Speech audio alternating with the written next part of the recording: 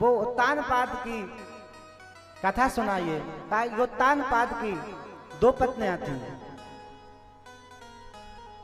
एक का नाम सुरुचि था और एक का नाम जो ध्रुव जी की माता थी उनका नाम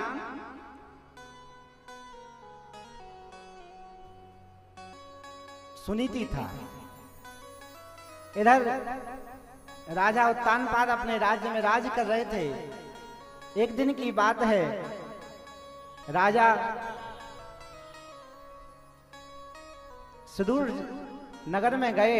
वहां जाकर एक कन्या उनको पसंद आ गई। उधर उस कन्या को देखकर राजा उत्तानपाद मोहित हो गए और विवाह करके, मंगल विवाह करके वो सुरुचि को लेकर अपने घर में आ गए। जैसे ही घर में सुरुचि आई तो देखा, पूछा कि महाराज यह कौन है? बोले ये मेरी पत्नी सुनीति है। बोले मैं आपके घर में नहीं रहूंगी, इसको घर से निकाल दो, या तो ये घर में रहेगी या मैं घर में रहूंगी। तो महाराज सुरुचि पे मोहित हो गए थे, उधर सुनीति को घर से निकाल दिया। उधर सुनीति वन में कुटिया बनाकर रहने लगी। माता सुनीति के यहाँ माता सुनीति गर्भवती थी। उधर माता सुनीति के यहाँ भगवान ध्रुव का प्राकट्य हुआ। ध्रुव जी ने बड़ी छोटी सी उम्र में भगवान को प्राप्त किया। 5 वर्ष की उम्र में भगवान को प्राप्त किया। सुखदेव जी से कहते हैं, सुखदेव जी जैसे राजा परीक्षित को कहते हैं कि भगवान को 5 वर्ष की उम्र में भगवान को प्राप्त कर लिया। बोले एक नन्हा सा बच्चा 5 वर्ष की उम्र में कैसे भगवान को प्राप्त कर सकता है, हमको बताइए। तो कहा कि जब ध्रुव की माँ भगवान के जहां संत जन रहते थे वहां वो रहती थी, और जहां भी सत्संग होता था वहां अपने पुत्र ध्रुव को लेकर जाती थी कथा सुनने। ध्रुव जी महाराज भी भगवान की कथा सुनते थे।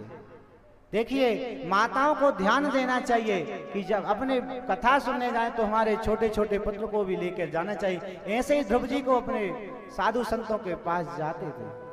अब इधर सुनीति जी से महात्मा प्रसन्न थे कि आपको राजा उत्तानपाद ने घर से निकाल दिया, अपने दुखी हैं, कुछ वरदान मांग लो। कि कहा महाराज हमें कुछ वरदान नहीं चाहिए, हमारे सब कुछ है। कहा कि नहीं, तुमको कुछ ना कुछ वरदान तो मांगना पड़ेगा। इधर सुनीति ने कहा कि अच्छा आप हमको एक वरदान देना चाहते हो तो एक वरदान दे दो। बोले कौन सा वरदान? बोले हमारी जो सोतेली बहन है सुरुचि, उसको कोई संतान नहीं है, आप कृपा कर दो उसको संतान हो जाए। तो महात्मा ने समझाया कि आपको उसने घर से निकाल दिया और आप उसके लिए संतान मांग रहे हैं। देखिए सुनीति जी का विचार, इतनी बुद्धि मांगा। और सुरुचि के यहाँ भी उत्तम नाम का पुत्र हुआ। इधर एक दिन की बात है, माता महाराज उत्तानपाद अपनी राजगद्दी पे बैठे हुए थे, वहां सुरुचि भी थी। तो महाराज ध्रुव जी 4 वर्ष की उम्र के हो गए थे, जाकर उस गद्दी पर राजा उत्तानपाद की गोद में जाकर बैठ गए।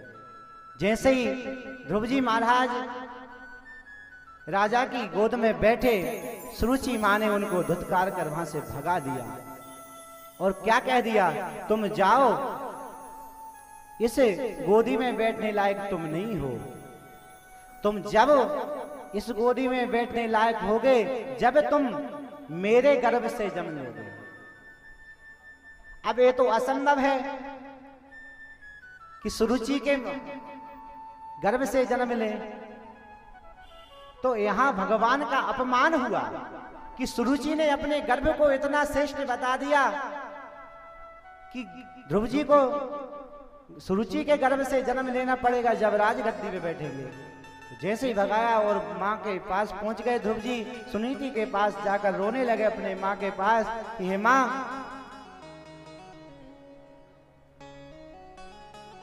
तो माता सुरुचि के लिए बुरा भला ध्रुव जी कहने लगे। तो माता ने कहा नहीं बेटा, ये मेरी गलती है कि तूने मेरे गर्भ से जन्म लिया, तूने सुरुचि के गर्भ से जन्म लेता।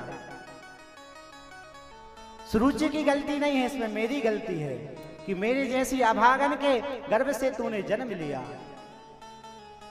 बोले मैं भगवान का भजन करूंगा।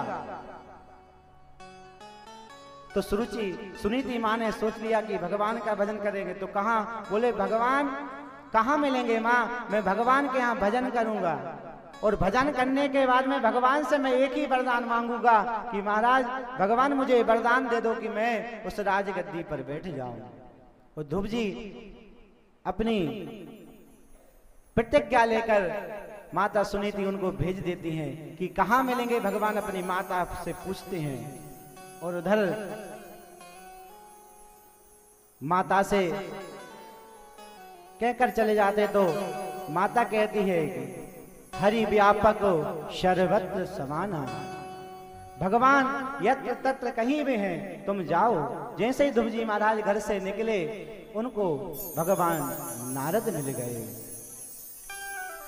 जिसके जीवन में साधु आ जाएं उसका जीवन परिवर्तन में हो जाता है, और जिसको नारद जी मिल जाएं उसको भगवान मिलना ही है। नारद जैसा गुरु मिल जाए जिसको, नारद जी को नहीं, हमको भी कहीं गुरु अच्छा मिल जाए तो भगवान हमको भी मिल जाएगा। गोस्वामी तुलसीदास, गुरु बिन भवे निधि करहि न कोई, जो बिरंच शंकर सम होई। गुरु की कहीं कृपा हो जाए